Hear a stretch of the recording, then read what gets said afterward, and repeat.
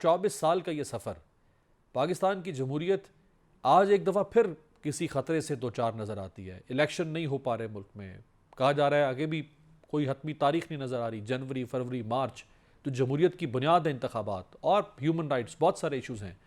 क्या सफ़र तय किया 24 साल में हमने? हाँ, हमारा सफर हमेशा जिगजैग होता है और वो जितना हम आगे बढ़ते हैं उतना ही हम पीछे आते हैं। लेकिन बहरहाल जा आगे की तरफ रहे होते हैं, लेकिन पीछे बहुत चले जाते हैं। बहुत ही जिगजैग है और बहुत ही डामाडोल किस्म का सफर है। मियां नवाज शरीफ का ये पहला वाकया नहीं था कि उन्होंने जहांगीर करामत को हटाया। ये जहांगीर करामत से उनका तनाज़ा हुआ, जनरल आसिफ नवाज से भी उनका तनाज़ा हुआ था। और जनरल आसिफ नवाज की अचानक वफात के बाद जो है जनरल जहां अपना वो आए थे, जनरल काकड़, अब्दुल वहीद काकड़ आए थे।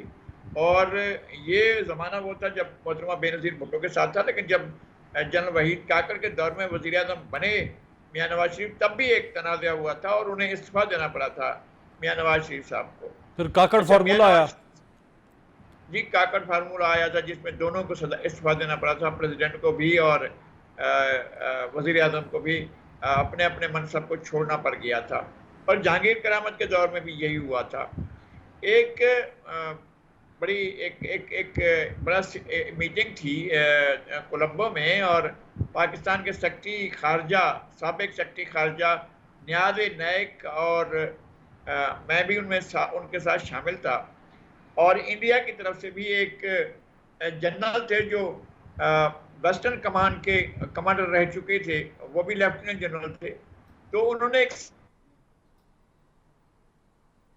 सवाल से, नायक साहब ये बताएं कि जब मियां नवाज शरीफ हटा रहे थे जनरल जहांगीर करामत को, तो क्या उन्हें अंदाजा नहीं था कि ये मामला रिटिलिएट करेगा और उन्हें इसकी अपने किए को भुगतना पड़ेगा?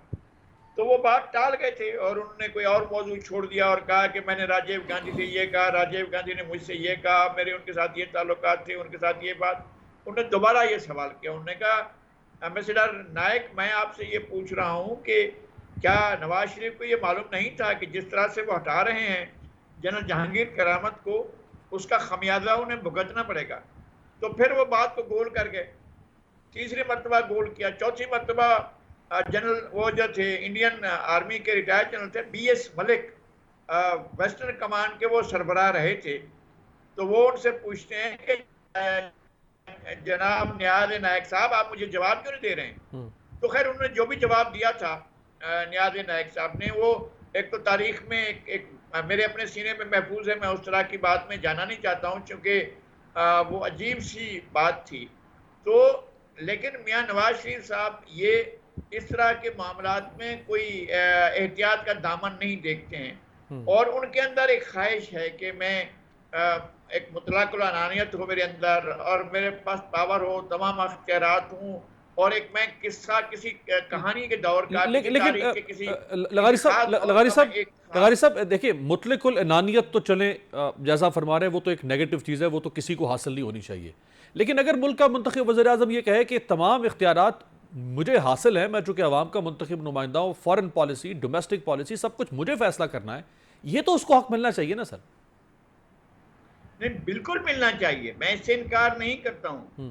लेकिन आप अपने मुल्क के ऑब्जेक्टिव कंडीशंस को देखकर फैसला करेंगे ना, सही। ऐसा नहीं है। बात यह है कि आपके पास क्या अवामी कुव्वत इतनी है जितनी ऐसे और अंडर डेवलपमेंट कंट्रीज के पास है, उनके पॉलिटिकल लीडर्स के पास है। इस वक्त पॉलिटिकल लीडरशिप में सबसे कमजोर एलिमेंट तो सियासी लोगों का है ना। बिल्कुल। ताकत के दीगर मराकज जो है वो बहुत ज्यादा ताकतवर बहुत है, आगे और जा, जब तो चूंकि आपका कहना है कि चूंकि ताकत का तवाजुन ठीक नहीं है, लिहाजा उतना बड़ा एडवेंचर भी नहीं करना चाहिए। ब्रिगेडियर गजनफर साहब, सर, राहिल शरीफ साहब के दौर में कहा गया कि जी उन्होंने करवाया धरना 2014 का, जनरल कियानी एक्सटेंशन लेकर चले गए, परवेज़ मुशर्रफ 9 साल तक इक़्तिदार में रहे, जनरल बाजवा पे खुद नवाज शरीफ साहब ने इल्ज़ाम लगा दिया।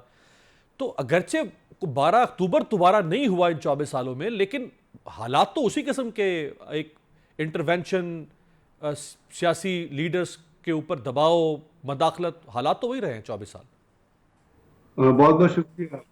आपने अपने इंट्रो में एक तारीख भी बयान की और उसमें आपने एक सेंटेंस इस्तेमाल किया और वो सेंटेंस को रिमाइंड कर वो उसके ऊपर एक छोटा सा कमेंट करना चाहता हूँ कि आपने कहा कि वो नवाज शरीफ ने कहा कि परवेज मुशर्रफ ने मुझे साजिश से हटाया।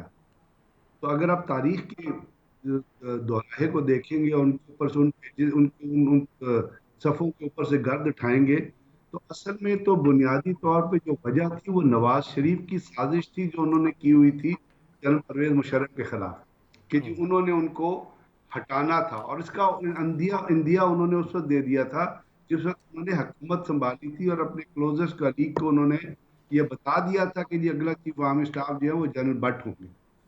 अब आपने नवाज परवेज मुशर्रफ को हटाना था, प्राइम मिनिस्टर के पास पूरा अख्तियार है, लेकिन उसका एक तरीक़ाकार होता है। तरीक़ाकार होता है जैसे जनरल जहांगीर करामत को हटाया गया, जनरल जहांगीर करामत साहब ने नहीं रेजिस्ट किया, वो चले गए और नई आर्मी चीफ आ गए।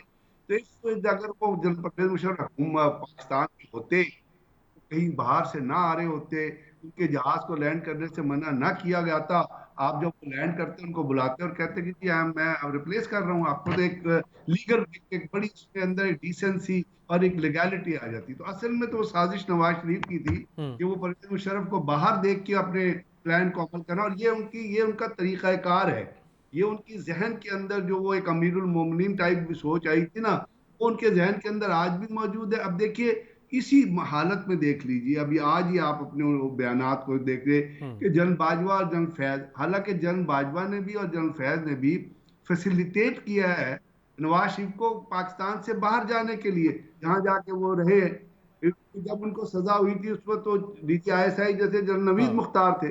तो तारीख को अगर सही तरीके से देख के उसके हम एनालिसिस निकालें लेकिन तो ब्रिगेडियर फिर साहब, हम अगर अगर ये भी हकीकत है, अगर अगर जैसा आप फरमा रहे हैं कि जनरल बाजवा ने और जनरल फैज ने फैसिलिटेट किया बाहर जाने के लिए, तो ये भी तो बजाते खुद एक गैर आईनी काम होगा ना। एक आर्मी चीफ और एक DGISI का क्या काम है कि वो किसी सजा याफ्ता शख्स को बाहर निकलवा दे और केसेस को मनूवर करके। मैं जो आपसे अर्ज कर रहा हूँ वो उस बात पे कर रहा हूँ जो आपने एक टसल की बात की है कि टसल जनरेट क्यों करती, उसकी सही। लीगैलिटी के ऊपर जिस वक्त आप एक इंसानी हमदर्दी को देखते हैं और एक प्लेटलेट्स की रिपोर्ट देखते हैं, एक मेडिकल की रिपोर्ट देखते हैं और प्रेशर उसका मेडिकल के जरिए आ रहा होता है, तो उस वक्त तो कोई ना कोई चीज जो अरबाब इख्तियार है उनको करनी पड़ती है। परवेज मुशर्रफ साहब का भी आपको वाकया याद हो, PMLN की हुकूमत। मेरा मतलब ये है कि आपने चूंकि एक बुनियादी सवाल उठाया है सही। तो उसकी तरफ मैं इशारा कर रहा हूं कि जब ये चीजें होती हैं और आप फिर उसको माजी को भी दोहरा के लोगों को इन्वॉल्व करके एक्विजिशन पे लेके आते हैं, या आप अपने दौरे हुकूमत में कोई किसी चीज को देखिए, हर आप अमेरिका चले जाइए, पाकिस्तान में ना रहिए, अब दुनिया हाँ। की बड़ी से बड़ी डेमोक्रेसी में चले जाइए, वहां पे हर गवर्नमेंट जो होती है वो हर अदारे से लिंक नजर आती है। यानी अगर कोई वहां पे एजेंसीज हैं तो उनकी इनपुट लेते हैं, अगर कोई वहां पे एडमिनिस्ट्रेटिव है तो उनकी इनपुट लेते हैं। तो मेरा मतलब ये है कि एक टीम के तौर पे आप काम करते हैं सही। और ये काम चलने भी इसी तरह चाहिए। बिल्कुल।